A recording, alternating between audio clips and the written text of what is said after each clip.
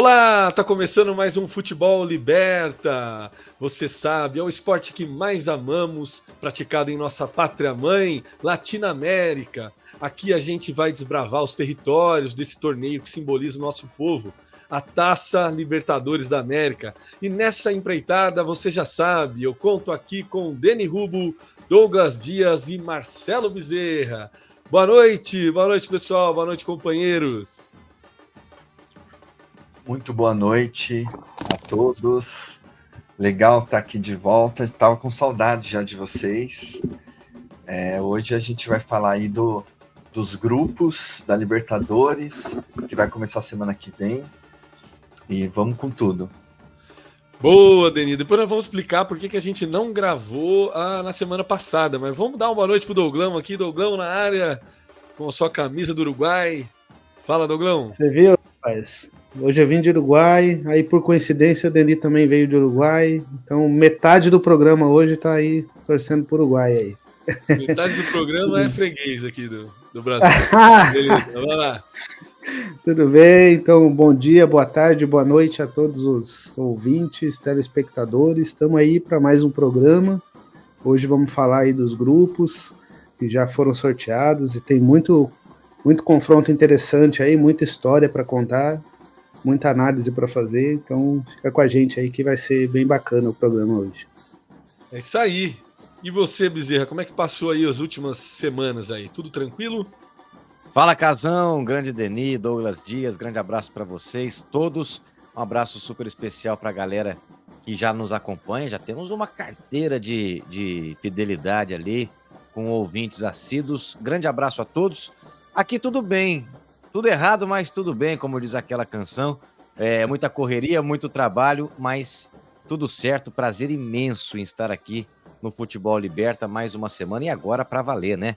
Os grupos, nós já conhecemos os grupos, os jogos, e na próxima semana a bola rola para valer, Libertadores com L maiúsculo. E aqui no Futebol Liberta vamos repercutir demais o início da competição, os grupos, e certamente o que de melhor a gente pode esperar para os próximos jogos, Lucas. É isso aí, Bezerra, valeu. O que o Bezerra disse, a Libertadores deixou para trás a fase preliminar e agora a gente já sabe as 32 equipes e também já sabemos os grupos. Antes de começar aqui, de fato, a tocar o barco aí para frente, a gente, né, até o Deni conversando comigo aqui nos bastidores, a gente deve não uma explicação, mas acho que é um pouco, faz parte do carinho, né, com quem ouve. A gente iria fazer um programa logo em seguida do sorteio, né, até pensávamos numa live, mas algumas coisas aconteceram. Da minha parte, eu vou explicar que, né, a nossa vida é bastante atribulada, a gente consegue manter os 15 dias e às vezes acontece algumas coisas fora da curva, né? Tive um problema com a minha filhota, Clarinha, ela pegou dengue, foi 7, 8 dias aí bem difíceis, e lembrando que nós estamos numa epidemia, na pior epidemia de dengue na história do Brasil, então convém lembrar aquelas coisinhas básicas, né, de olhar aí no quintal e tal, e cuidar um pouco da saúde, embora a gente sabe que o problema é bem maior que isso. E o Deni vai explicar um pouquinho o que aconteceu, Deni. Teve um acidente automobilístico, você estava barbarizando lá na fronteira com o Paraguai. Eu não entendi muito bem essa história até agora, mas o Deni vai explicar o que aconteceu, um acidente quase fatal. E manda ver aí, Deni. Não vou revelar detalhes, mas na semana passada eu e mais duas professoras, a gente sofreu um acidente de carro, grave, mas todos estão bem vivos, a gente não teve nenhum tipo de ferimento, o carro não se salvou, mas a gente se salvou. Foi tenso, né, porque é uma coisa que a gente fica depois rememorando, né, e remoendo fazendo ali, né, cara? O tempo inteiro, mas estamos vivos, né? Ainda bem, né? Já pensou? Isso é um programa póstumo aqui, né? Ia ser complicado. Obviamente. Pensou, rapaz, em memória de Deni Rubo, rapaz. Obviamente que a gente só tá brincando assim, né? Não tem ninguém insensível aqui nem nada, mas a gente leva a vida dessa forma. Eu acho que, inclusive, os 4 membros aqui do Futebol Liberta, os 4 fundadores, né, têm essa característica de levar a vida assim, dessa forma, assim, rindo às vezes dos problemas, que é o que nos resta, né, Bezerra? Da É, desgraça, né? e, e comemorando o fato de estar aqui mais uma semana, de estar vivo, de poder assistir a Libertadores.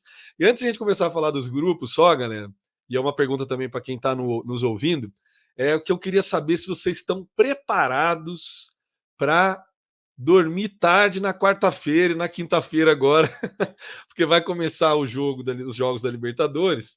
E começa ali 9h30, alguns vai até ali meia-noite, você tá nervosão, vai dormir 1 da manhã e no outro dia tá lá, às 5 horas da manhã já tá em pé. Como é que vocês estão preparados para isso? Para sentir o nervosismo da Libertadores? Eu estou e gosto muito desse nervosismo, diga-se de passagem, viu, Lucas? Não É vou, um presente, né? não vou negar, não vou negar. O que eu não gosto é de acordar tão cedo no outro dia, mas ficar tardão da noite numa quarta-feira para ver futebol Libertadores, eu gosto e gosto muito, viu? Não vou negar. Faz No meu parte, caso, né? no meu caso, o sofrimento já começa na terça, né? Que é quando o Mengão entra em campo aí. Então, É. Eu já vou até aliás, colocar aqui nosso GCzinho, ó, novidades aqui, o GCzinho rolando. É, Dia 2, Flamengo já estreia, é isso, Dugão? já estreia dia 2. Tanto o Flamengo quanto o Grêmio, os dois times que eu acompanho, já estreiam no dia 2. Ou Flamengo seja, contra terça-feira o Milionário. Denis já tá com mão na massa já, né? E aí, 5h30 da manhã, já estamos de pé para pegar no batente de novo. Então, são dias sofridos, os dias de jogos da Libertadores, mas o é futebol aquela coisa que a gente liberta. gosta. O futebol liberta, mas também nos coloca algumas questões bem indigestas, né, Douglas Dias? Exatamente. A Isso. gente vai meio dormindo para o trabalho no dia seguinte. A gente dá aquela enrolada, né? O Denis também, ele gosta da noite. Não vou entrar em mais detalhes, mas ele. Âncora, a minha vantagem em relação a vocês é que aqui é 1 hora a menos, né? Então, os É jogos verdade. O das Denis tem razão. 9h30 são 8h30 aqui, né? Então, a gente sempre vai dormir um pouquinho mais cedo, né? E a gente É tem uma das 1 hora, vantagens, né? a gente ganha 1 horinha. Então, é Vantagens um de. horário, para cá, realmente, 8h30 eu acho um horário perfeito, assim, né? Para assistir um Pô, jogo e tal. perfeito, pô. O Eu Brasil acho que devia adotar esse fuso horário exato. paraguaio aí. A solução talvez seja todos os membros mudarem lá para Isso! o Mato Grosso do Sul para acompanhar o Denis lá. Pô, ia ser ótimo. Eu fazer um programa ao vivo só da casa do Denis. Eu já vou passar a bola aqui para o Marcelo Bezerra, porque a gente tem muita coisa para falar. Bom, a primeira rodada já acontece na semana que vem. A gente já vai ter jogos terça, quarta e quinta, já vai começar aquela loucura que é a fase de grupos. São muitos jogos, são muitas cidades, muitos times envolvidos. E temos as finais dos estaduais ainda aí para deixar a coisa mais complexa. E eu vou jogar aqui, ó, o grupo A já na tela. Bezerra, você que é o nosso correspondente aqui do Fluminense, é São Paulino, mas vai acompanhar o Fluminense nessa jornada, em busca do bi, talvez. O que você achou aí, ó? Fluminense, Cerro Porteño, Alianza Lima e Colo-Colo. Muito bem, Casão, e amigos todos que nos acompanham. Eu vi muita coisa nessa preparação e dando a entender como sendo um grupo fácil, relativamente fácil para o Fluminense, mas eu não vejo dessa forma, não. Aliás, eu acho que é um grupo muito difícil e acho que é um grupo que a gente já pode destacar desde o início, são clubes protagonistas nos seus países, né? Em que pese o fato, por exemplo, do Colo-Colo hoje não figurar dentro do próprio Chile, hoje é uma equipe que está longe, está na 8ª colocação lá no campeonato chileno, longe daquele Colo-Colo do final dos anos 80, começo dos anos 90, foi campeão da Libertadores em 91, e é uma equipe tradicionalíssima do contexto do futebol chileno, a gente sabe disso. O Alianza Lima, a mesma coisa no Peru, uma camisa pesadíssima, bem como o Cerro Porteño no Paraguai. Então nós temos um grupo de 4 representantes, assim, de super destaque nos seus países, né? São talvez os principais representantes desses países, do Paraguai, do Peru, do Chile e, no caso do Fluminense, também do Brasil.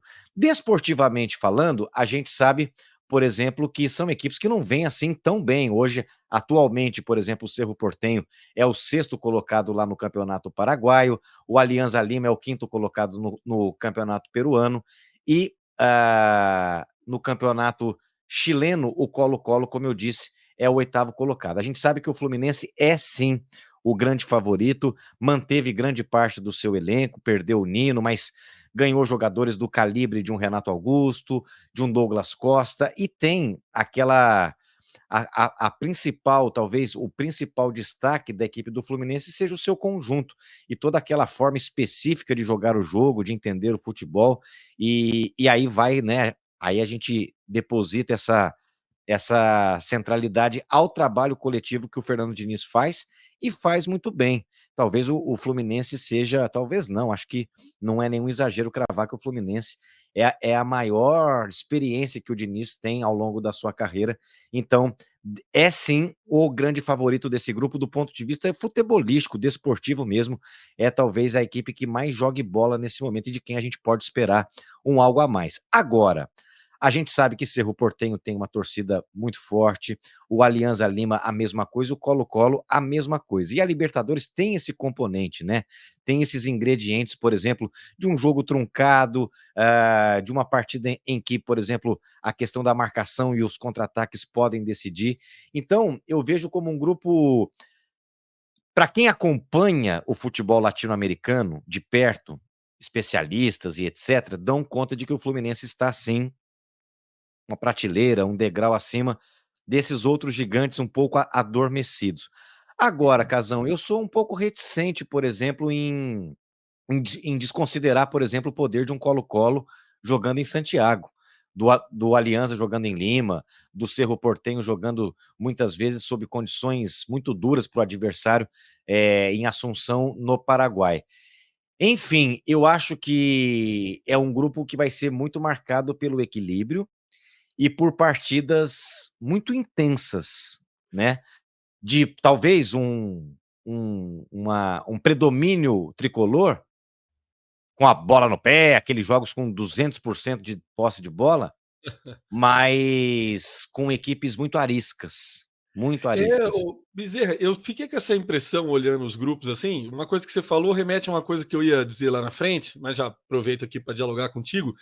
Parece que a maior parte dos grupos, e o do Fluminense é um deles, quando você olha, faz uma leitura por cima, assim, você recebe uma mensagem que é assim: não vai dar para jogar mais ou menos.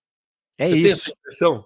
exatamente essa impressão. E eu até comentei, acho que alguns programas atrás, que na minha opinião os times brasileiros eles já se apresentavam num outro degrau, pela questão financeira, pela questão econômica, que hoje, comparando com alguns irmãos aqui da América Latina, sim, há uma disparidade em termos de planejamento, enfim, muito grande. Agora, a gente gosta do futebol e da Libertadores justamente por isso. Eu penso que é exatamente isso, Casão. Assim, existem lugares previamente definidos que as equipes partem desse pressuposto, né, de como chegam, de como se prepararam, do momento em que se encontram na temporada. A gente sabe que as temporadas desses outros países na América do Sul não seguem a mesma dinâmica do próprio calendário brasileiro, mas eu acho muito perigoso. E acho, sim, que quem achar que vai ganhar a qualquer momento vai tomar.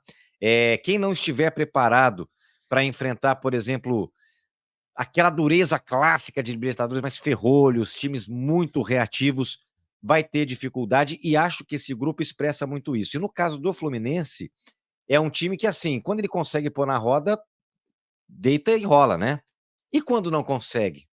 E quando não toque, toque, toque, não passa o meio campo, toque, toque, toque, não passa o meio campo. Aí eu acho que é a boa e velha Libertadores de sempre, e acho que esse grupo expressa isso. Quando a gente pega, por exemplo, algumas equipes que são oriundas de grupos de empresários e etc., esse componente torcida, mesmo altitude, que a gente sempre tanto fala, vamos falar daqui a pouco do grupo B, do São Paulo, Cobressal, etc., mas nesse caso desse grupo, eu acho que isso que você falou tem muito peso. É uma coisa que está se repetindo, assim, e eu digo, tudo bem, uma característica da Libertadores e tal, mas eu não sei como como que o Fluminense vai se apresentar agora. Ele é o atual campeão, e a gente está repleto de casos aí de que o atual campeão volta para o campeonato no ano seguinte e se complica ali na própria fase de grupos, né? É Então, isso. vamos ver como é que vai se comportar, né? E o que o dinizismo vai, vai preparar aí ao longo do ano, porque uma coisa que é nova o ano passado não é nova mais esse ano, Exato. e é assim, né? A gente não dá para esquecer que o Fluminense faz 11 partidas de clássico que não vence, por exemplo. O dinizismo, que passou rápido ali pela seleção, também deixou uma marca assim que não é tudo né, esse futebol maravilhoso que a gente ouviu por aí, e que, assim, óbvio que o Fluminense é um campeão legítimo, foi o melhor time da Libertadores do ano passado. Agora, manter no topo é outra história, né, Bezerra? É Você outra falou do... história. Só para fechar esse ponto, e vocês devem se lembrar que talvez a melhor partida do dinizismo e do Fluminense, consequentemente, foi contra o River Plate no ano passado, naquele jogo de ida lá no Maracanã, uma goleada muito emblemática e com requintes assim, de pôr na roda e coisa e tal. Isso não vai ter, você pode ter certeza. Equipes que vão partir para cima do Fluminense com aquele ímpeto todo, como tentou aqui fazer o River Plate, e eu me lembro da coletiva do Demichelis, técnico então do River Plate, e ele disse: é o melhor time da América do Sul disparado, disse o Demichelis naquela ocasião. Então, eu acho que o dinizismo e o Fernando Diniz e o Fluminense também aplica ou não o seu futebol muito em relação àquilo que tem pela frente. E acho que nesses 3 casos o Fluminense vai ter assim, linhas muito cerradas, muito próximas, e vai ter muita dificuldade. É isso aí. Eu acho que qualquer um que quiser, sei lá, assistir ali como é que foi o primeiro jogo da semifinal do Carioca, Flamengo e Fluminense, pode descobrir alguns atalhos do Tite para você complicar o jogo do Diniz, né? Tá aí, é só procurar na internet. Grupo B, Bezerra, vamos continuar contigo, que é o nosso. O Denis está sendo atacado pelos gatos ali. Esse é o Abel Ferreira ou é a Leila? Este é Dom Abel Ferreira. Ô, louco! Que não quer aparecer aqui, mas está aqui ao meu lado me orientando. Mas Muito daqui a pouco bem. ele começa a reclamar da Vai arbitragem. apitar Então. o jogo, vai querer, Não creio. Malandro. vai Daqui a querer pouco ele apitar vai o botar jogo, o Denis para Catinho. fora de casa aí, viu? Isso. Bezerra, agora você que é um São Paulino fanático, acompanha o São Paulo na Libertadores já desde Desde criança, né? 1992. É isso ou 90, não? 92. E de lá para cá é uma história. Um dia eu posso contá-la com mais. Tô brincando. Mas é uma Isso, história de amor. É uma história de amor, você não tenha dúvida. A Libertadores e o São Paulino, eles têm uma sem relação dúvida. umbilical. E como você E, viu esse grupo aí? São é, Paulo, Barcelona de Guayaquil, Tajeres e Cobressal. e Cobressal, eu resgato, eu vou pegar o gancho do meu argumento do grupo A, e para destacar esse grupo também como um grupo muito difícil para o São Paulo, e um grupo, e talvez não dos mais equilibrados, mas assim, eu acho que a exceção do Cobressal, que eu vou falar aqui à parte, mas o Tajeres de Córdoba é uma equipe que nos últimos anos, não sei, talvez fosse um exagero dizer que é o Fortaleza, algo parecido, mas é uma equipe que vem crescendo muito, com uma proposta de futebol muito clara, vem apresentando resultados dentro de campo que são muito destacados, faz boa campanha no campeonato argentino, por exemplo, é o 5º colocado com 19 pontos, 3 pontos atrás apenas do Barraca Central, com um jogo a menos. E vem nos últimos anos conquistando um protagonismo e um lugar dentro do futebol argentino que tira o Tajeres daquela coisa do time de Córdoba, né, do estranho no ninho, e tem uma proposta muito clara. Há pouco tempo, em 2019, e desde então vem numa ascendente quando elimina o São Paulo na fase pré-Libertadores, com uma equipe comandada inclusive pelo Vojvoda, hoje no técnico do Fortaleza. Então nós temos um Tajeres de Córdoba que não é aquela grande camisa do futebol argentino, mas dentro de campo é um dos protagonistas do cenário do futebol argentino nos últimos anos, sem sombra de dúvidas, né? Uma equipe planejada, uma equipe que tem um projeto desportivo que, ao que tudo indica, vai galgando passo a passo e vai chegando num lugar cada vez mais se consolidando nas prateleiras de cima do futebol argentino e na América do Sul. É um adversário inconveniente e muito difícil jogar lá em Córdoba. E também o Barcelona, que é outra equipe importante do cenário do futebol equatoriano, né? O Barcelona, inclusive, vocês palmeirenses conhecem muito bem, o Barcelona e Palmeiras se enfrentaram aí nos últimos anos, e é um adversário também muito difícil. Jogar em Guayaquil também é muito difícil. Eu acho que o São Paulo vai ter uma tarefa muito dura. Entra nessa discussão o elemento altitude, não tenha dúvida, sobretudo quando a gente fala do Cobresal, né? Porque o Cobresal é uma equipe muito pequena no contexto do futebol chileno, fica localizado na comuna de El Salvador. Eu até pesquisei aqui comuna, meus amigos, olha que legal, é a menor subdivisão administrativa do Chile. Então podem conter cidades, aldeias, vilas, áreas rurais e tudo mais. E um fato curioso, Casão, é que o estádio do Cobresal, ele tem maior capacidade do que a própria população de El Salvador. Curioso, né? O estádio é maior do que a população, que hoje gira em torno de 7.000 habitantes. E é uma equipe que é a penúltima colocada no campeonato chileno.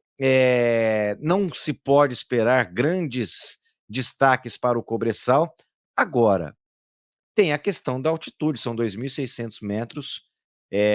O São Paulo vai encontrar dificuldade para jogar lá.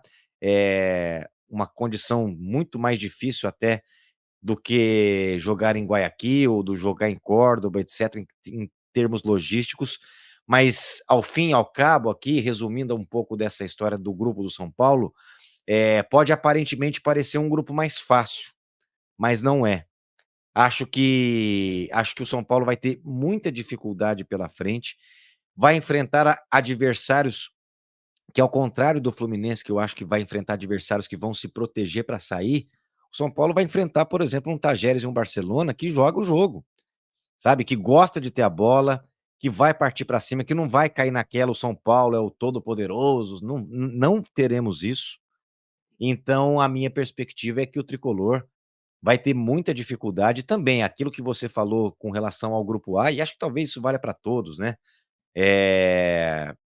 Raras exceções aí dos times brasileiros, mas vai ter que suar sangue, vai ter que encarar a competição diferente de como encara outras competições, ganhar e perder pontos, o que significa considerar empates, considerar, por exemplo, que um empate em Córdoba é um grande resultado, que um empate contra o Cobresal, mesmo na altitude, pode ser um péssimo resultado. Enfim, a matemática desse grupo B, eu acho que ela vai ser, primeiro, que dentro de campo muito equilibrado também, e a matemática fora de campo, ou seja, considerar empates fora de casa, resultados em casa, a predominância dentro dos seus mandos, eu acho que vai ser um grupo, com perdão do trocadilho já um pouco desgastado, vai pegar fogo, viu, Vai Casão? pegar fogo. Vai mesmo, Bezerra. Não, sem dúvida. Só acrescentando o que você disse aí perfeitamente, eu acho que também vai ser um novo passo na avaliação do trabalho do Carpini, né? Decisivo. Porque se já não chega a 100% pela eliminação do Paulista e tudo mais, exatamente pela relação do São Paulino com a Libertadores ser um torneio que o São Paulino está acostumado, o São Paulo está voltando a uma Libertadores, a paciência assim com o técnico é menor do que a paciência que o São Paulino teve com o Carpini no Paulista, né? Vamos Perfeito, dizer assim. Casão. Perfeito. E esse componente, até para fechar aqui esse meu destaque, esse é um componente que, olhando a história do lado de cá, ele é também, ele entra na balança. Agora a gente para de olhar um pouco para os outros para poder olhar um pouco para dentro, né? E o torcedor do São Paulo, ele vive esse dilema interno. Então, por exemplo, um mau começo, um início negativo na campanha, você não tenha dúvida que a situação vai pesar, vai ganhar dimensões muito maiores do que o que deveria ser, mas desde a eliminação para o Novo Horizontino, e mais do que isso, né, a forma como se deu, né, coloca, por exemplo, tanto é que o torcedor São Paulino, ele conversa entre si exatamente isso. Será que nós vamos chegar com o mesmo técnico até o final da primeira fase da Libertadores? Porque a desconfiança existe, ela não é só do torcedor, também a gente percebe que já há um certo movimento de aproximação da direção de futebol, Muricy e companhia, junto ao E técnico o Carpini. Felipão aí agora dando sopa, hein, Bezerra? Mas eu acho que o Felipão não tem muito o Brincadeira. perfil do São Paulo, né? Mas ele é e sempre será uma sombra, mas acho que não é o perfil que o São Paulo hoje procura, né? E, Claro, claro. sobretudo, tendo o Muricy à frente ali, acho que o Felipão não seria o nome mais indicado. Agora, o São Paulo tem nessa primeira fase de Libertadores uma prova de fogo, falando sério agora, no sentido de ter que provar-se na competição, né? Então, é como se o título do Paulista lá em 22 não tivesse um valor, o da Copa do Brasil amplifica isso, e essa Libertadores tem para o São Paulino, para a instituição, uma pegada de consolidação. E isso é muito bom enquanto desafio, mas pode ser também um fantasma caso nas primeiras rodadas os resultados não aconteçam, Casão. Perfeito, Bezerra. É o objetivo de São Paulo, né? Repetir o Fluminense do ano passado, é o que muito se diz, né? Você ser o campeão da Libertadores, mesmo não tendo no papel ali o melhor elenco, que obviamente hoje é o do Flamengo. E vou aproveitar essa deixa, não para falar do grupo do Flamengo, mas já para chamar o Douglão aqui para conversa, Bezerra. E nós vamos continuar no grupo dos tricolores. Falamos de Fluminense, São Paulo e agora é o Grêmio. Douglão, vamos lá, Douglão, vamos botar você aqui para falar grupinho também que eu vou te contar, hein, Bezerra? Você falou que o do São Paulo estava difícil, estava chato, o do Fluminense também, o Grêmio tá uma nhaca, cara. Esse é muito pior do que qualquer outro. Grêmio, Estudiantes, que o Denis conhece bem, com a passagem rápida do Denis pela Argentina, o The Strongest joga na altitude e o Huachipato, que já tem uma história aí com o Grêmio, e o Dogão vai contar pra gente. Dogão, é grupo embaçado? Como é que é isso aí? Pois é, âncora, eu vi aí o Bezerra falando dos grupos A e B, né, da dificuldade deles, e assim, olhando para o grupo C, eu considero um dos grupos mais chatinhos aí dessa Libertadores, por tudo que eu vi.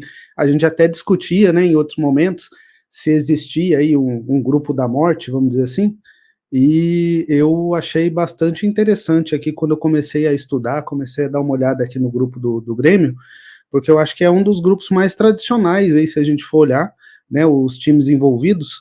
Por exemplo, o Grêmio é tricampeão da Libertadores, os Estudiantes é tetracampeão da Libertadores, ganhou 4 vezes, o Strongest é um dos times mais tradicionais ali da Bolívia, e como você falou, né, o Huachipato tem já uma história aí com o Grêmio, né?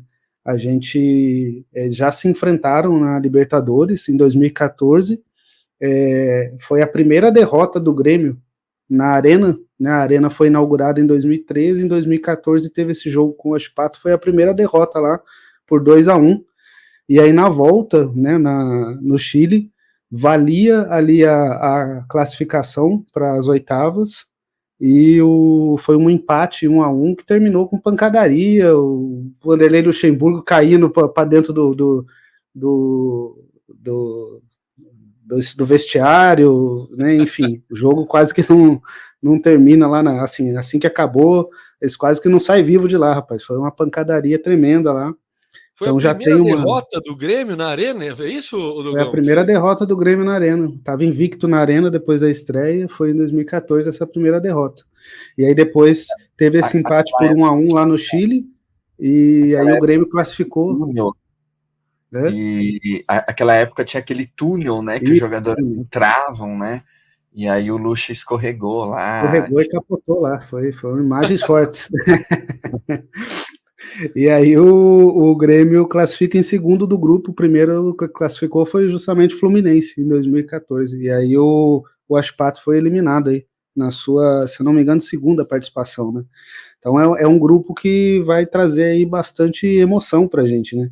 Eu acho que assim, fico curioso para ver, por exemplo, como é que vai ser aí o desempenho do Grêmio, que eu acho que é favorito aí, apesar da tradição dos outros times, porque o Grêmio, a gente tem que lembrar que vem aí da segunda divisão, aí no ano passado foi o segundo lugar do campeonato, né? Então numa campanha de recuperação aí de um time que tinha caído, subiu, já foi vice-campeão, já classificou para a Libertadores, e aí vem com reforços, vem com o Diego Costa, vem com o Renato Gaúcho como técnico, que tem aí um conhecimento na Libertadores, já disputou como jogador, já disputou como técnico, então acho que é um time que traz aí uma dificuldade aí, que vai enfrentar uma dificuldade, mas traz também a sua tradição dentro do grupo, né? E eu fico curioso para ver como é que vai ser logo no começo aí, nas primeiras rodadas, porque o primeiro jogo já vai ser aí entre os dois jogos da final do Gaúcho aí, né? Então joga amanhã, né? A gente tá gravando aqui na sexta, joga no sábado contra o Juventude. Juventude na final.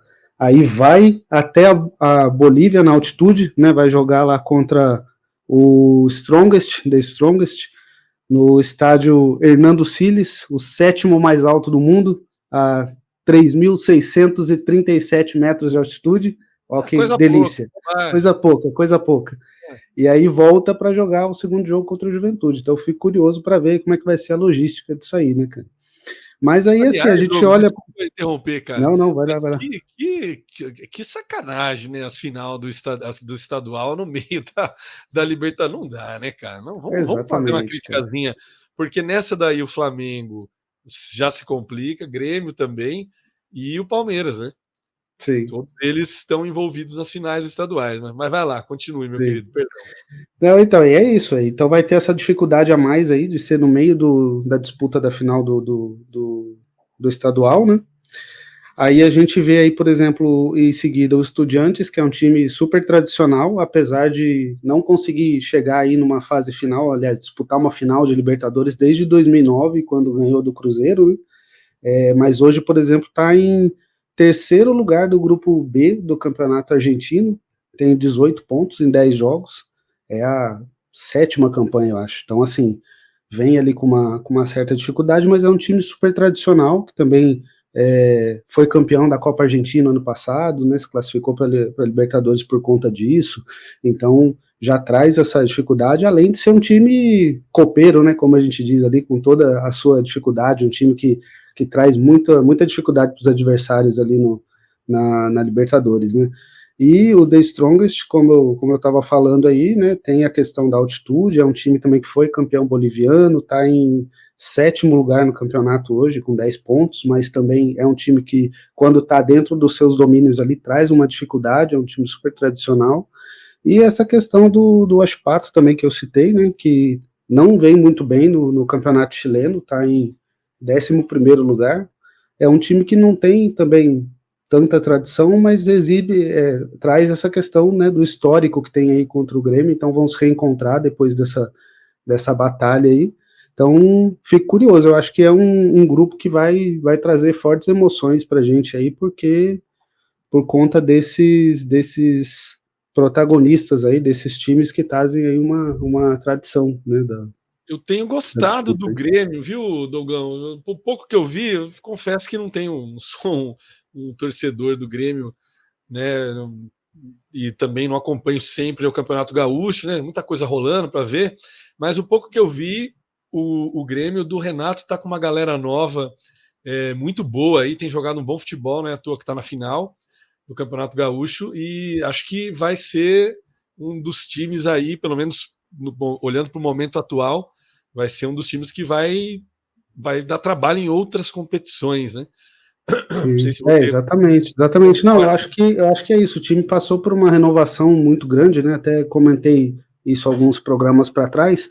Chegou muito reforço, saiu muita gente, e apesar de ter tido a segunda melhor campanha aí no campeonato, né? Ficou atrás do Inter, o Inter já foi eliminado cavadinha. Uma cavadinha maravilhosa, uma das melhores aí que a gente já viu na história do futebol, e aí tá fora de mais uma final, né? O Inter vem fora de várias finais aí seguidas. Então... Pois é. A zoeira tava comendo solto na internet, hein? Resgataram uma cavadinha do Robert Jonas lá na Rússia quando ele jogou e deu certo, né?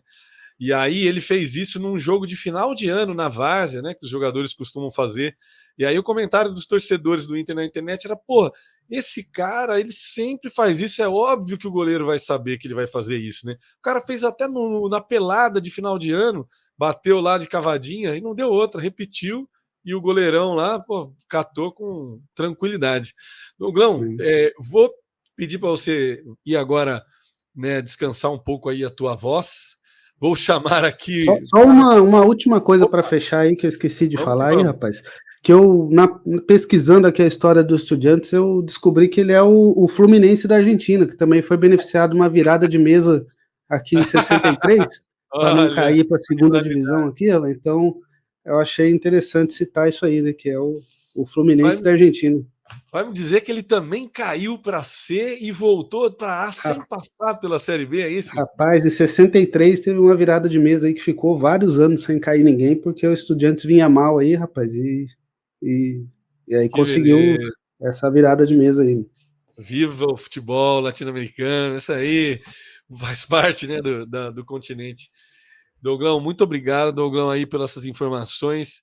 Vamos ver aqui o Deni agora, que vai falar sobre o grupo D, grupo do Botafogo, que veio, né? A gente já está falando muito do Botafogo, né, Deni? Desde ali do começo de março ali e tal, quando a gente começou com o Futebol Liberta, falando da pré-Libertadores, Botafogo e Aurora, depois Botafogo e Red Bull. Agora nós já temos o grupo LDU, Júnior Barranquilha, Universitário e Botafogo. Como é que se encaixa aí o Fogão? Passa direto, vai ter dificuldade? Tá na terapia? Como é que é a história da terapia? Já dá para sair da terapia nesse grupo ou não? A terapia tá fazendo, né? Leva tempo. Tá na melhor fase, né, Deli? É um grupo difícil, viu? É um grupo difícil. Mas, assim, todo mundo aqui tá falando que os grupos são difíceis, né? Mas é um grupo... Pro Botafogo é um grupo difícil. Tanto é que se tem alguém que é favorito no grupo é a LDU, não é o Botafogo, né? Acho que isso, para mim, é muito, muito claro. Acho que tem algumas características interessantes, né? Colômbia, Peru, Equador e Brasil. Então, a gente está falando de, basicamente, 3 times andinos, mais o Botafogo, né? Portanto, a logística dos 3, quando se enfrentarem, vão ser muito mais tranquilo do que o Botafogo. O Botafogo vai ter que ir 3 vezes para o mundo andino, né? Então vai ter ali uma viagem mais longa, mais difícil, né? Sendo que vai jogar contra a LDU na altitude, né? Então, e são 3 clubes também que foram campeões, eles são os atuais campeões das temporadas do ano passado, né? Então, tem esse contexto, né? Acho que, bom, a LDU a gente já tem mais contato, porque a LDU, né, perdeu agora a Recopa para o Fluminense, teve na final, na Sul-Americana, ganhando Fortaleza. É um time difícil de ganhar. Mas o Botafogo vai ter muita dificuldade para ganhar ali em Quito. Atualmente a LDU, assim, é o começo, né, do campeonato equatoriano, então assim, não dá para ter uma medida, né? Então, assim, tá na 5ª rodada, tá na 4ª colocação, né? Mas é um time que manteve a base dos seus jogadores, né?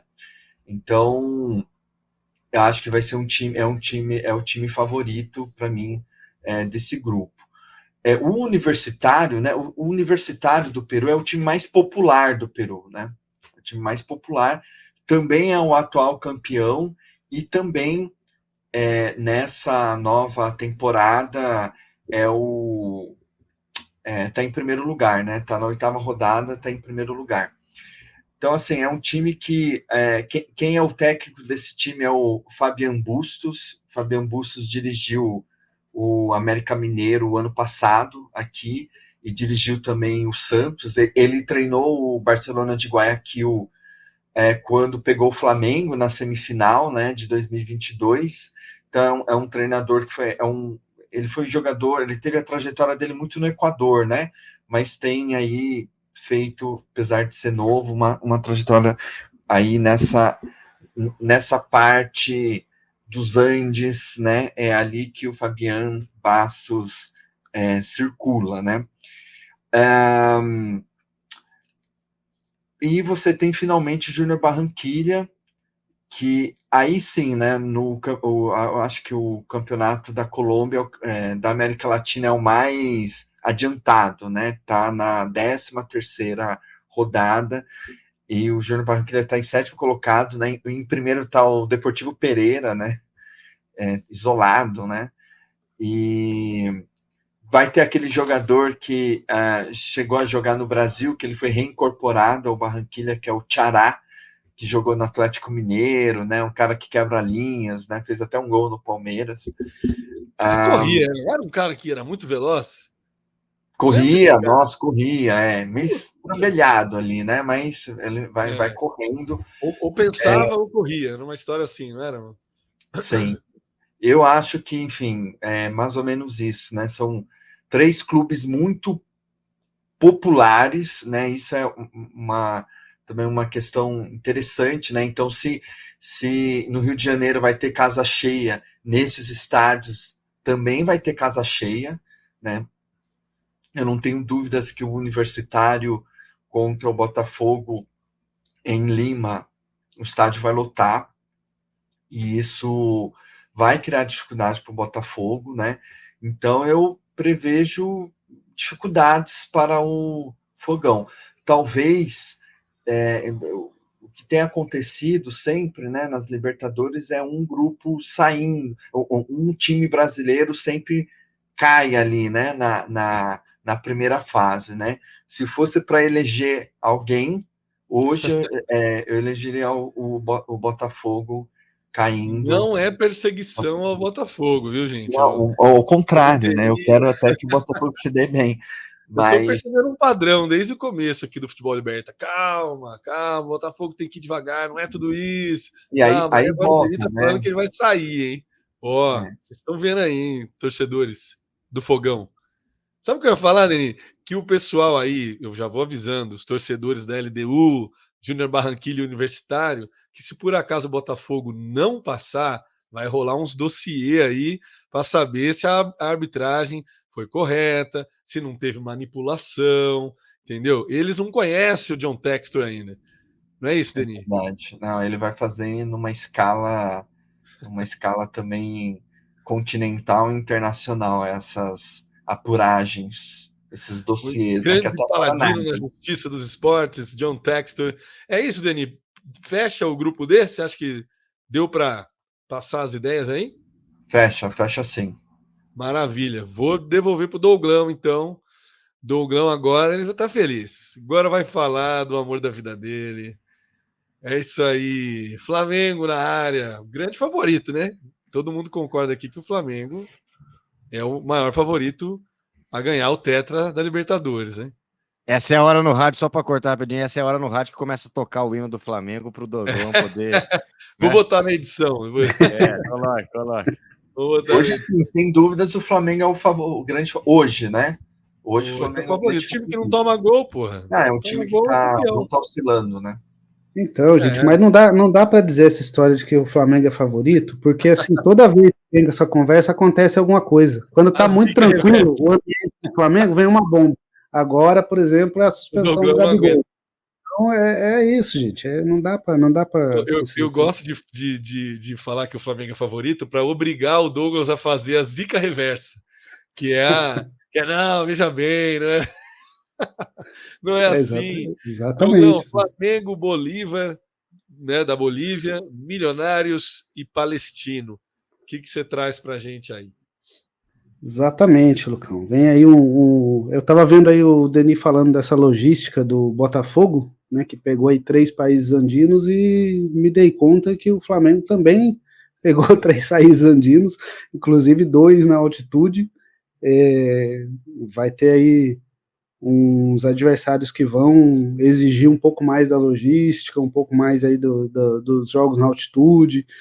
Eu acho que assim, pelo que a gente viu aí da pré-temporada, dos estaduais, eu acho que dá para dizer que o Flamengo vem forte. Não digo que é o favorito, tal, mas vem forte, tá entre os favoritos ali, mas é isso, o Flamengo conseguiu um jogo equilibrado ali, né, um time com uma defesa sólida, não toma tanto gol, então é um time que vem favorito aí, é um time tricampeão, né, da Libertadores, é o único time campeão nesse grupo, os outros times, apesar de muito tradicionais, nenhum conseguiu ainda um título da Libertadores, né, tradicionais nos seus países, né, mas assim, eu acho que logo de cara o Flamengo vai encarar aí o Milionários, né, o Milionários é um time que não vem tão bem também no campeonato, né, da Colômbia, como o Dani falou, é um campeonato que já está mais avançado, já fez 13, 14 jogos, está em 9º lugar hoje, mas é um time que, até estudando um pouco aqui para fazer o grupo, eu não conhecia tanta história do Milionários mais para trás, né, e vi que foi um time que já foi considerado o melhor time do mundo, na década de 50, venceu o Real Madrid, tinha o Balé Azul, né, com jogadores como de Stefano, Pedernera, inclusive Pedernera tem uma... então, exato. E aí eu achei interessante até que o Pedernera, uma história interessante aí da questão do que traz pra gente aqui do futebol liberta, que tem tudo a ver com o futebol liberta, com a nossa pátria Latinoamérica, com a Libertadores e tal. O Pedernera era um dos dirigentes do sindicato dos jogadores na Argentina, e aí fizeram lá uma greve dos jogadores, não conseguiram lá as reivindicações, e aí ele foi jogar na Colômbia, e aí foi jogar no Milionários. Ele, de Stefano, foram vários jogadores argentinos na época, então esse timaço que o Milionários montou na época nasceu de uma luta sindicalista que não foi atendida, e os jogadores migraram para a Colômbia, onde foi feita ali na época uma liga com vários egressos ali da Argentina. Achei interessantíssimo isso aí. Sei que não tem nada a ver com a história do grupo aqui agora, mas achei interessantíssimo. Mas só para aproveitar, Craque Neto também figurou no elenco do Milionários num momento não ligado ao movimento sindical, mas ao movimento de outras forças políticas, por assim dizer. Mas naquele momento em que próprias figuras do narcotráfico colombiano se apoderaram dos clubes, o Neto foi jogar no Milionários. Naquela fase macabra do Neto, que ele passou por Matsubara e Milionários, Matsubara de Londrina, inclusive, ali da região do norte do Paraná, e também figurou no Milionários. Ele conta umas histórias na internet muito legais sobre essa passagem pelo Milionários da Colômbia, viu? Olha aí que interessante. Mais uma questão aí. Temos sindicalismo e narcotráfico, não ligados, né? Separados, mas. Fique bem claro, hein, Dugão? Que fique bem claro. Já faz uma ligação aí, já estamos lascados. Mas é isso, eu acho que assim, por exemplo, o outro time, né, o Bolívar, eu acho que é o time que talvez traga um pouco mais de dificuldade aí para o Flamengo, além de jogar na altitude, né, no estádio Hernando Siles, o mesmo que é usado pelo Strongest, que é o 7º mais alto do mundo e tudo mais, está em primeiro lugar hoje na Liga Colombiana, né, no Campeonato Colombiano, tem 13 pontos, está isolado lá e tal. Ele e o Strongest são os dois times mais populares lá na Bolívia, né, e tal. E então acho que e aí depois tem o Palestino, que aí, né, quando rolar aí o jogo de Flamengo e Palestino, o coração vai ficar dividido por toda a questão aí que a gente já vem trazendo, né. O Palestino tem uma ligação muito forte, realmente foi formado ali por imigrantes, né, da Palestina e tudo mais, e aí tem até, estava vendo algumas curiosidades, por exemplo, que os palestinos consideram mesmo o clube palestino um clube deles, né, e aí assim, quando tem jogos, tinha telões que exibiam o pessoal assistindo lá na faixa de Gaza, tal, era muito bacana isso, assim. Então acho que vai ser e já tem um histórico também, né, Flamengo e Palestinos já se enfrentaram 2 vezes pela Sul-Americana, inclusive com uma derrota do Flamengo, que desclassificou o Flamengo aqui no Rio, e depois, no ano seguinte, o Flamengo vence por uma goleada ali e tal, mas eu acho que vai ser um grupo bastante interessante de acompanhar aí também por toda essa história dos times aí. Né? Eu acho um grupo muito legal. Eu acho um grupo que o Flamengo vai nadar de braçada, mas não sem seus percalços, né? O Bolívar é do grupo City, né, Dogão? Sim. Ele tem um projeto também interessante, né? Assim como o Bahia, né? Também hoje faz parte do grupo City, Bolívar também é. E também Milionários Palestinos, você já disse muito bem. Vamos passar para o Dogão aqui, é isso? O Dogão não, o Dogão acabou de falar. Vamos passar aqui para o Deni, que agora está todo mundo falando dos times do coração, né? O Bezerro já falou, agora o Dogão falou do Flamengo, e o Deni, eu estou aqui curioso para saber o que ele vai falar do Palmeiras. O Palmeiras jogou ontem, aliás, até adiamos nossa gravação, estamos gravando na sexta-feira, dia 29, e ontem jogou Palmeiras e Novo Horizontino, 1-0, gol do Pelendrick, é isso, Deni? O nome dele? Hoje vim. Exato. Durante a semana foi o Ender. Rapaz, se algum dia os telespectadores vissem as mensagens do Lucas no grupo, como ele se empolga com as coisas assim, rapaz, com a seleção, é impressionante. Vamos lá. Ô, Deni, perdão, hoje eu tô muito fora do roteiro aqui. Vamos lá, grupo Palmeiras, Independente Del Valle, São Lourenço e Liverpool. Antes do Deni falar, Deni, eu faço parte da torcida do São Lourenço no Brasil, né? Até um abraço para a galera. O nome da torcida vou até abrir aqui, ó, ver o que eles estão até comentando aqui no grupo. É uma penha, né? Que eles falam. E aqui, vai lá. Brasil Graná. É um monte de argentino que mora aqui no Brasil, em tudo que é canto, né? Felizmente temos bastante argentino aqui, torcedores do São Lourenço, e eles estão muito felizes que vão jogar em São Paulo. Grande parte desses argentinos jogam aqui em São Paulo, e a grande questão do grupo hoje era a seguinte: Palmeiras vai entrar com o time titular no primeiro jogo? Primeiro jogo, Palmeiras e São Lourenço, entre as finais do Campeonato Paulista, Santos e Palmeiras. E o São Lourenço, ele vai lutar muito aí nesse grupo para passar. Mas agora a bola é para você, Deni. O que você me diz aí? Primeiro que sobre o Endrick, né? O Endrick, ele fez 3 gols seguidos, né? No profissional, né? A primeira vez que está acontecendo na carreira dele, né? Então ele fez ali contra a Inglaterra, contra a Espanha, e aí fez contra o Novo Horizontino.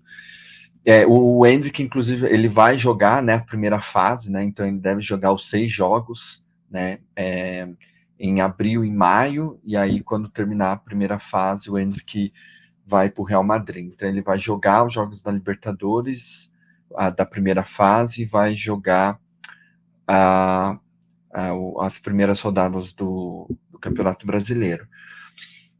Bom, eu, assim, 3 grupos, né, assim, saiu, assim, um pouco, né, no dia que saiu o sorteio, né, meio que saiu imediatamente que o Palmeiras tinha pego o grupo da morte, né, ainda com contestações, né. Eu acho que tem 3 grupos difíceis, né, realmente difíceis, né, do Palmeiras, o do Botafogo e o do Grêmio, né, acho que são esses 3, talvez até o do Grêmio seja um pouco mais difícil ainda. Mas eu considero também um grupo difícil para o Palmeiras, e aí o grande rival do Palmeiras vai ser o Independente do Valle, né? Porque é um time que está bem, assim, né? E aí é muito curioso, né? Porque toda essa discussão, né, que a gente fez nos programas anteriores, da questão da SAF, né, e aí se pegou muito o Bragantino, né, mas é interessante comparar Bragantino e Independente do Valle, né, o Independente do Valle é um time que não tem torcida, né? Tem pouquíssima torcida, né? Então não vai ser isso a questão ali para o Palmeiras, né? E para os 2 outros times que irem lá, mas é a questão que é um time que joga bem, né? Então E é um time que foi vice-campeão da Libertadores, ganhou Sul-Americana, né? Então ele tem uma potência, e a gente já está falando isso de alguns anos, né?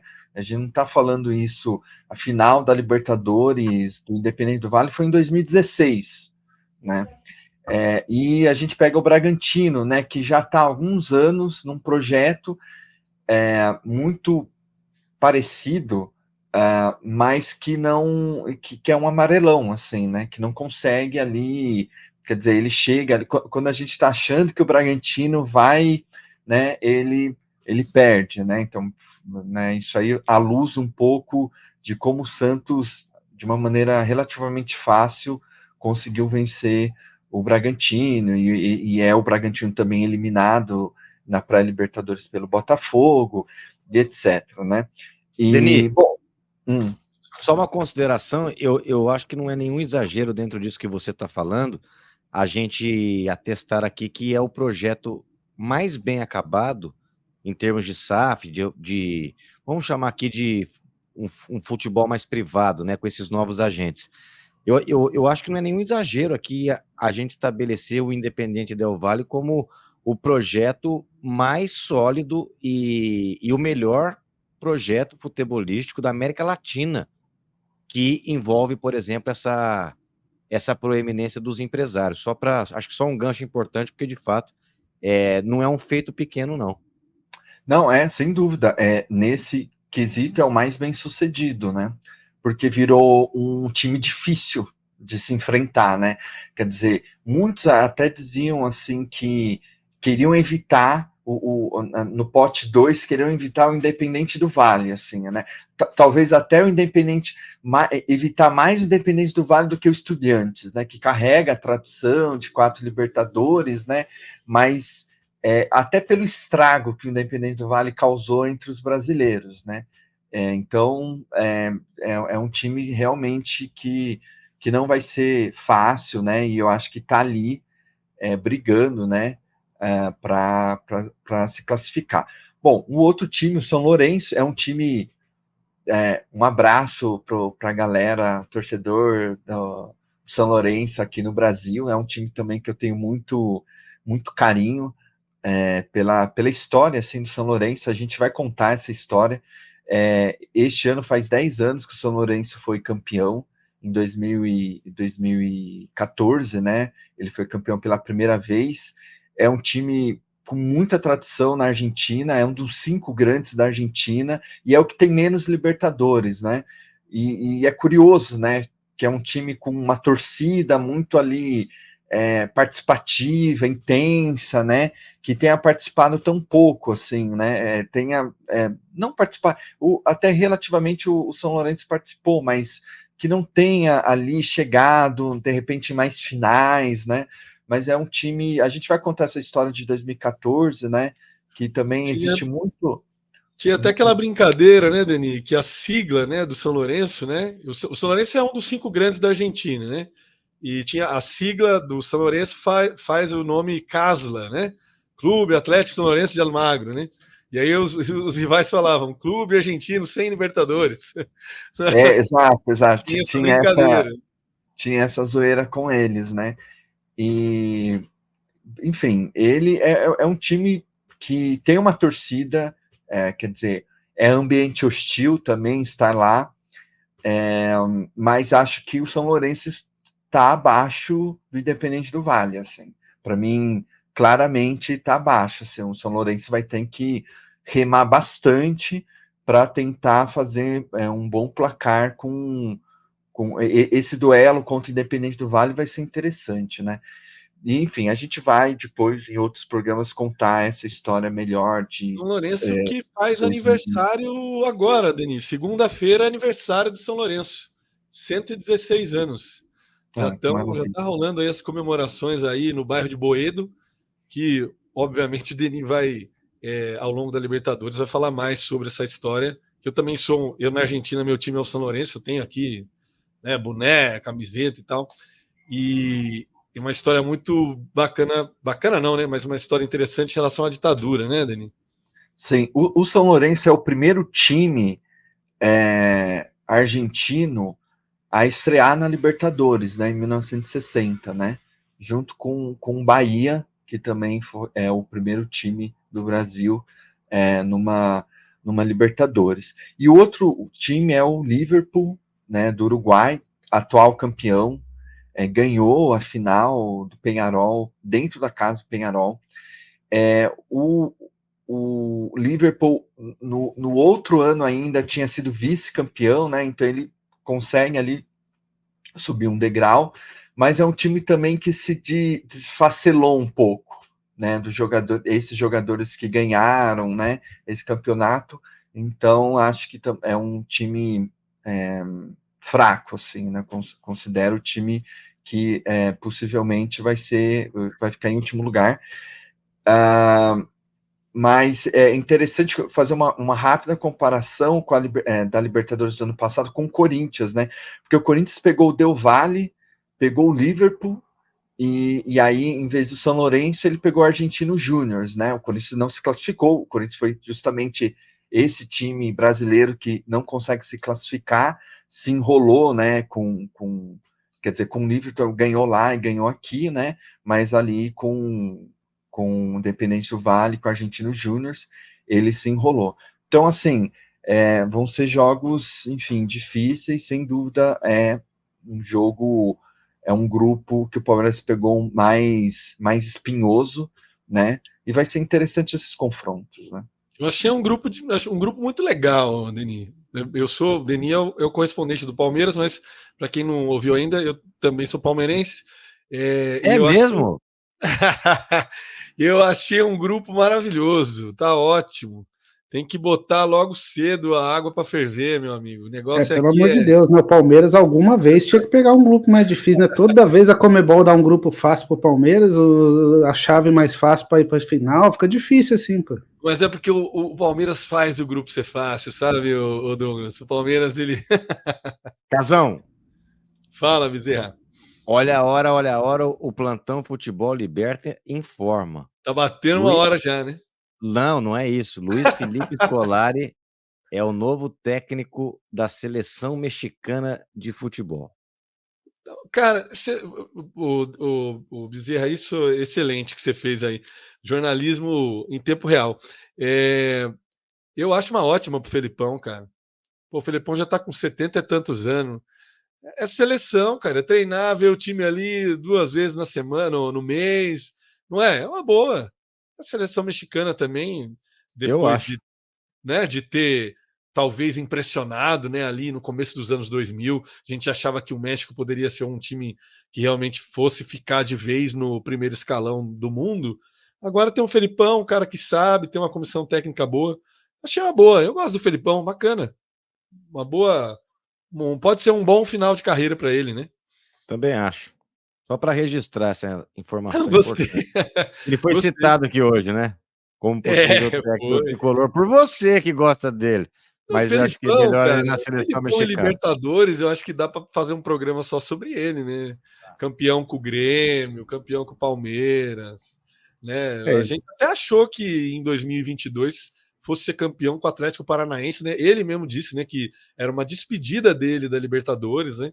Mas o Flamengo do Gabigol tirou esse doce da boca do Filipão.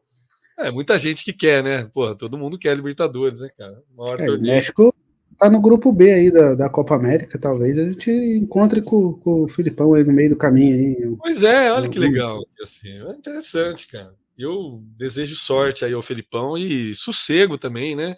Ele é um cara que gosta muito do futebol, né? Ele já podia ter parado há muito tempo, mas está aí e vamos ver o que vai dar na seleção mexicana. É isso aí, minha gente. Olha, nosso programa aqui já está com 1 hora. Eu tenho ainda para dizer aqui o grupo G e o grupo H. Eu não vou ficar muito no que a gente já falou aqui e vou só pincelar algumas questões.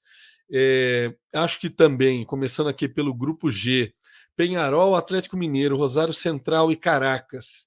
E o grupo. São grupos muito parecidos. Eu estava falando para o Douglas. O grupo G é um uruguaio, um brasileiro, um argentino e um venezuelano. O grupo H é um uruguaio, um paraguaio, um argentino e um venezuelano. A gente tem nos 2 grupos os dois maiores times do Uruguai, Nacional e Peñarol, os dois maiores, os maiores também ali, se for pegar os campeões da Libertadores, né? O Nacional, 3 Libertadores, Peñarol, 5 Libertadores. Mas focando no grupo G agora aqui, temos confrontos interessantes. Eu acho que são confrontos que vão carregar, vão trazer tradição, vão trazer rivalidades do passado, né? Por exemplo, logo de cara aí, a gente tem um Rosário Central e Peñarol, no dia 4 já, né? Lá no Gigante Arroito. É muito interessante, o Denis. A gente aqui, vou trazer um cara.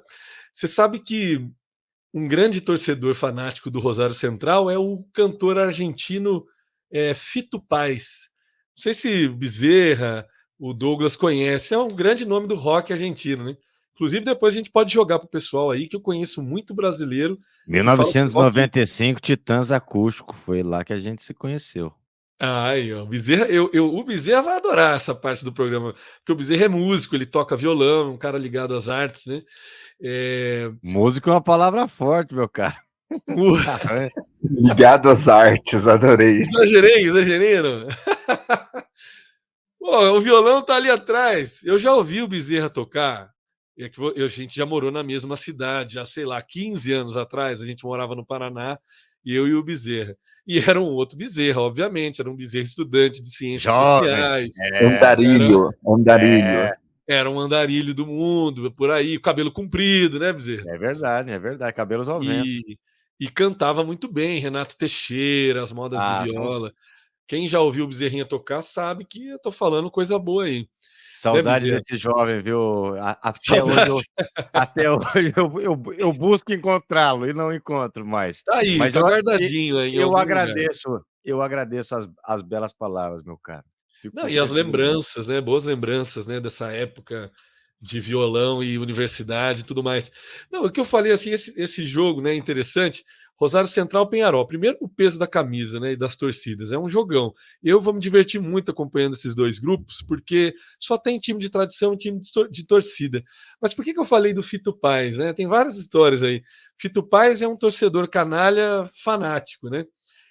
Mas uma música dele em específico, né? O Dale Alegria em Mi Coración, virou o hino das torcidas da Libertadores, né? A torcida do River canta, a torcida do Rosário canta, as torcidas argentinas praticamente cantam, e no Brasil, eu acho que o grande representante é a torcida do Palmeiras, a Mancha Verde, que cria uma versão mais rápida, né? Para quem não, eu vou cantar, tá, gente? Eu vou falar para vocês que eu vou cantar aqui.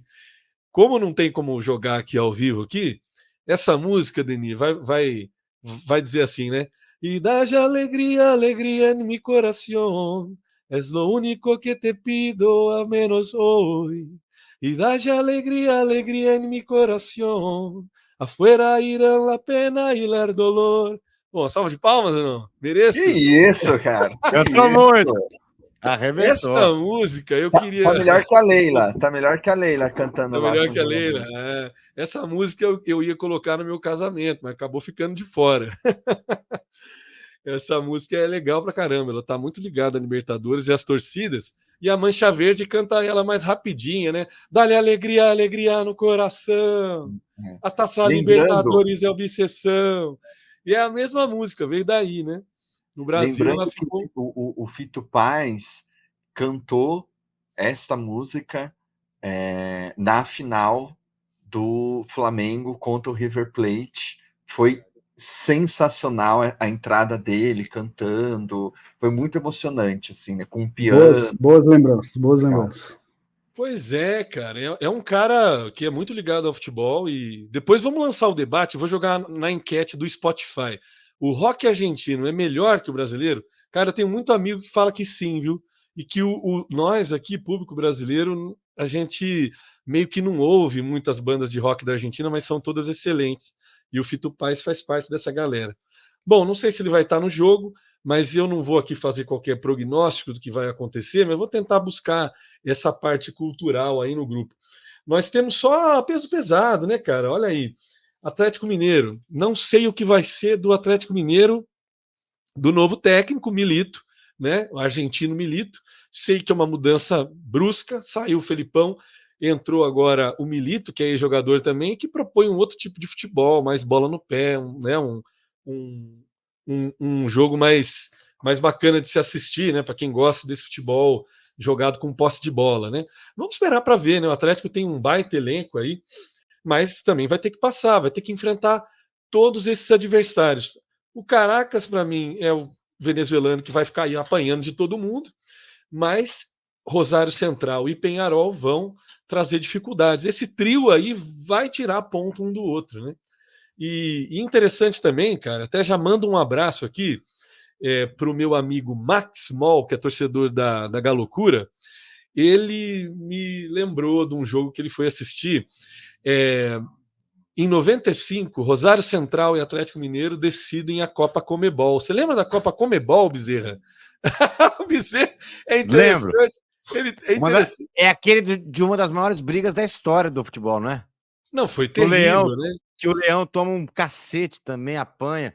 Aliás, o time do Galo inteiro apanhou esse dia, né? Exatamente, muita gente apanhou, foi um outro clima, era um outro futebol, né? Era a Libertadores dos anos 90. Pela qual nós nos apaixonamos, essa Libertadores aí. Exato, exatamente. Não sei se algo diz alguma coisa sobre isso, mas depois a gente trata na terapia, junto com o Botafogo e com o Denis. Bezerra, o Atlético Mineiro faz essa final contra o Rosário Central em 95. Tafarel jogava no gol do Atlético Mineiro, sabe que é sua, Tafarel. E o primeiro jogo foi 4-0 no Mineirão. E o segundo jogo, o Atlético muito melhor que o Rosário, vence de 4-0 no Mineirão, mas no jogo de volta, o Rosário vence de 4-0 o Atlético Mineiro nessa questão aí, muita violência. Durante a noite já teve incidentes assim com tiros, né, com arma de fogo na frente do hotel do Galo. O Leão apanha da torcida. Assim, os caras fizeram que o time do Atlético Mineiro tivesse tido contato com o torcedor do Rosário dentro do estádio. Então foi uma bagunça geral, assim. E a história que o meu amigo Max conta, manda um abraço de novo para ele, é que ele saiu de caravana com a Galocura aqui de Belo Horizonte, e Bezerrinha, o Dogão, e o motorista errou o caminho, cara. 30 horas de viagem para chegar lá no Gigante Arroito, depois que o jogo tinha acabado. E os caras já estavam comemorando já o título nessa bizarrice que foi essa final. E o Tafarel até chegou a pegar um pênalti no final desse jogo, mas 2 jogadores do Galo aí desperdiçam também. E assim, né, a narração, né, do narrador argentino é muito bacana, que ele fala assim, a torcida do Rosário só está esperando esse pênalti para poder invadir o campo. E é exatamente isso que acontece, né? O estádio vem abaixo e a Copa Conmebol fica lá com o Rosário Central. O Atlético e o Rosário chegaram a se enfrentar depois e tal. O momento atual é muito mais favorável ao Atlético, mas tem esse assunto interessante aí. No grupo H, para a gente não ficar muito aqui, que já temos. Hoje nós vamos passar do horário, hein, gente? Âncora. Fala, meu querido. Eu sei que o tempo tá curto, mas eu tenho que Por favor. ter o plantão aí de jornalismo, né? De novo está nos acionando. Tá quente hoje, né? Botafogo está com um novo técnico, Arthur Jorge, português, treinador do Braga. Como é o nome? Repita. Arthur Jorge, português. Portuga vai estrear na Libertadores, conhecido de Abel Ferreira, Dom Abel Ferreira, desculpa, Jorge Jesus. Então, mais um Portuga no Brasil, mais um Portuga na Taça Libertadores da América. Vamos estudar agora aí como é que faz esse cara, né? Porque o Botafogo, ele estava tendo com esse último técnico interino e também, né, com o Thiago Nunes e tal, aquele jogo de transição muito rápido, né? Vai mudar tudo? Vai manter alguma coisa? O que vai ser feito desse Botafogo? A questão aí, eu acho que é se vai estar mais para Luiz Castro ou mais para Bruno Lage, né? Acho que a gente vai ter que descobrir aí ao longo do... Exatamente. É isso. Interessante. Vamos ver o que vai dar desse Botafogo. A mesma coisa, pelo mesmo passo, o Atlético Mineiro. Agora, o grupo H, esse último, para a gente finalizar aqui o programa, é muito parecido com o grupo G. Ó. Temos lá o River Plate, um argentino de peso. Aí sai o Galo, mas entra o Libertad.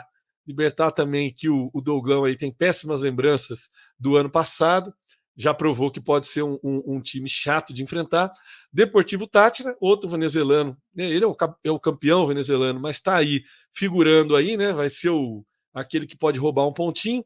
E o Nacional do Uruguai, que também é um dos maiores campeões aí do Uruguai e está nesse grupo H. É a mesma configuração, minha gente. Muita tradição, muita camisa. Vai ser interessante ver esses jogos.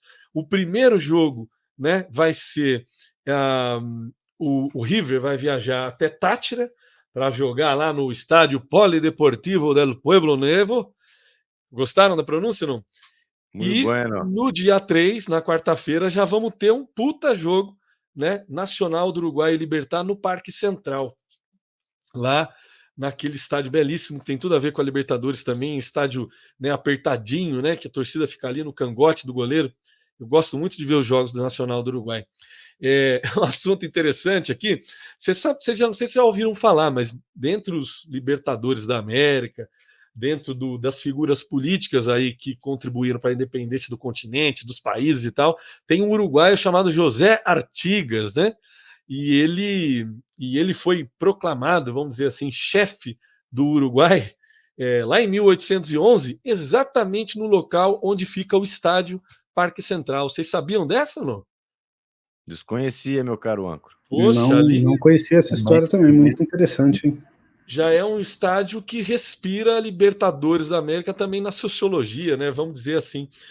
E eu acho que vai ser muito legal, principalmente o jogo River e Nacional do Uruguai. Eles se enfrentaram um pouco na história da Libertadores, foi, né, apenas 6 vezes, né? 4 na fase de grupos, né? E 2 no mata-mata. E esse mata-mata, o último mata-mata, foi em 2020. E no agregado, Douglão, terminou 8-2 para o River Plate. Foi, né, uma baita goleada, inclusive Jogo lá equilibrado, no... jogo equilibrado. o gozado que era uma época de jogo sem torcida, né? Mas a gente teve, né, 2-0 para o River Plate no Estádio Monumental e no Parque Central 6-2 para o River Plate do Galhardo. River Plate que seguiria para enfrentar o Palmeiras em 2020 na semifinal. E aí o que acontece? Foi a última vez que eu acho que o Palmeiras entrou num jogo de Libertadores sem ser ali, vamos dizer, o favorito, né? Talvez ali contra o Flamengo era igual, o Flamengo era favorito na final de 2021, mas ali, aquela semifinal River Plate e Palmeiras, sem dúvida nenhuma, o River Plate era o grande favorito, né? O River Plate que já vinha de ter feito uma final em 2019 com o Flamengo, e aí acabou ficando, né, em 2 jogos malucos, né? Palmeiras ganhando na Argentina, River ganhando em São Paulo. E eu acho que esse grupo é isso, vai ser um grupo que a gente pode finalizar aqui o programa dizendo que o Grupo H também traz muita tradição e times que vão medir forças bem parelhas, assim. River Ô, Plate, âncora, por favor. só um adendo. Nacional do Uruguai, Peñarol do Uruguai e Colo-Colo, 3 times, né, com tradição, peso, né, mas são 3 times que nos últimos anos eles têm gostado muito de levar goleadas, assim, dentro de casa, assim, eles são times que estão passando bastante vergonha, assim, né, porque um time são times com torcidas e tal, mas ultimamente, Sim. nos últimos anos, eles têm tido essas coisas, essas goleadas têm aparecido frequentemente. O ano passado ainda o Nacional, né? Eu me lembro dos confrontos contra o Boca Juniors. O Nacional ainda engrossou, né, pro Boca, né? Teve, né? Foi decidido só nos pênaltis, né? Que o goleiro, me fugiu agora o nome do goleiro do Boca do ano passado, que pegou pênalti até dormindo. Me fugiu também. Ai, meu Deus. É o goleiro o Sérgio Romero. Isso, muito Era bem. melhor não ter lembrado. Eu acho que meu inconsciente quis que ele esquecesse. E foi daquelas classificações que o Romero garantiu, né? Mas foram 2 jogos, né? 0-0 e 1-1, Parque Central e La Bombonera, e o Nacional quase aí desbancava, né? O Boca, né? Mas vai ser interessante, eu vou gostar bastante de acompanhar esse grupo H em específico, que eu achei bem bacana. Também, assim, a gente viu aqui, né? Não tem grupo moleza, todo mundo vai ter que jogar 100%. E esse grupo H tem muita Libertadores aí, né? Você tem as Libertadores do River Plate, 4 do River, né? Ali o Nacional também tem 3. O Libertad não tem Libertadores, mas já chegou a fazer 2 semifinais. O ano passado eliminou o Flamengo, né? Saiu só para o Fluminense, que ia vencer o campeão. E é jogo que é pegado, meu amigo. Vai ser isso, vai ser a tônica dessa Libertadores. Todo ano parece que a gente fala isso, mas parece, essa Libertadores está muito difícil. Mas todo ano é assim, né? Tendo os grandes só uma correção aí, só que o ano passado foi o Olímpia que eliminou o Olímpia, né, Flamengo. Douglas? Ah, verdade, perdão. É verdade. Não tem como esquecer, foi muito triste, não tem como esquecer. É verdade, não foi o Libertad. Me desculpa aí, corrigindo, bem lembrado pelo Dogão, foi o Olímpia. O Douglas não ia esquecer, mas é isso. O Libertad também é um time que tem.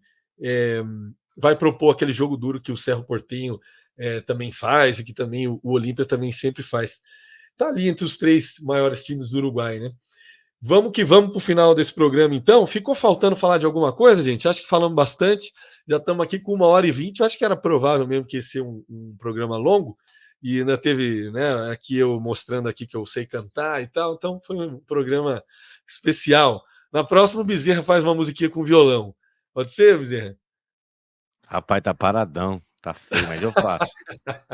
Que isso, tem que trazer de volta, pô. Vou cantar Mercedes Sosa. Rapaz, eu tô Canção com todos. Canção com todos. Tô numa fase de todo câmbio também que... Muito bem, pô. É isso, vamos fazer um dueto aqui. Aliás, já que nós estamos nesse clima, eu tô viciado num álbum muito legal, para quem tiver interesse e gosta dessa temática, que é um álbum ao vivo, Milton Nascimento, Mercedes Sosa, Leon Gieco e só, os 3. Cara, mas ao vivo em Buenos Aires é coisa mais linda, muito legal, fica a dica. Momento cultural aqui do Futebol Liberta, já que você falou que eu sou um homem das artes. O homem das artes. O Bezerra faz teatro, faz música. Isso, Casão, quando jovem, eu fiz tudo mais um pouco. Não que eu não seja jovem. Mas, nossa, isso tudo. Por isso que eu disse que eu tô procurando esse Bezerra até hoje. Porque esse era danado. Se lançava em várias coisas. Hoje eu tô mais cabeçudão. Mas estou um pouco distante das artes. Mas preciso voltar a elas, meu caro. E talvez esse seja um bom gancho aí da sua parte. É o gancho aqui do Futebol Liberta. Vamos ficar por aqui então, galera. Um abraço para o Deni, que está lá na fronteira com o Paraguai. Um abraço para o Dougão, no Vale do Paraíba. Aqui no interior de São Paulo também, o Bezerra. E eu aqui na capital paulista, Selva de Pedra. Mandamos um abraço a todo mundo que acompanhou aqui o Futebol Liberta. Mais algum recado aí, o Deni? Um tchau para a galera. Dougão também. Tchau, voltamos daqui 15 dias, já com provavelmente, né, com as segundas rodadas consolidadas, e aí tem debatendo muito aí como que esses times vão estrear, e como que essas estreias são difíceis, né, segunda rodada, vamos ver como que esses times com novos técnicos, né, vão começar a sua trajetória nesta Libertadores 2024. Bora, começou, agora começou. É isso aí, Dougão. É isso aí, gente, um grande abraço a todos, vamos aí acompanhar o início da Libertadores, nosso tão querido campeonato aí, nossa tão querida Copa, e aí já vamos ter também os campeões estaduais aqui do Brasil, né, vamos torcer aí para dar tudo certo, vamos ver aí, tem muita coisa para falar aí já no próximo programa. Grande abraço aí. Bezerra, aquele último salve para a galera. Valeu, Casão, valeu, Douglas Dias, Deni Roubo, que prazer que é estar com vocês aqui no nosso Futebol Liberta. E você falou que o Deni está na fronteira do Brasil com o Paraguai. Almir Sater, em uma linda canção que me foge o nome agora, diria na fronteira em que o Brasil foi Paraguai. Olha e com essa eu fecho aqui a minha participação. Feliz, cansado e feliz de estar com esse timaço aqui do Futebol Liberta. Grande abraço a toda a galera que nos acompanha e em breve estaremos juntos outra vez, meu caro Lucas Casão. Um abraço, beijo no coração de todos. Valeu, minha gente, valeu, um abraço, obrigado, Deni, obrigado, Douglas, Bezerra. A gente está encerrando, então, esse terceiro programa, é o quarto, né, mas é o episódio 3 do Futebol Liberta. Vamos seguir aqui essa semana de olho aí no que está acontecendo com os brasileiros e também no futebol sul-americano, para daqui a 15 dias a gente ter um encontro novamente.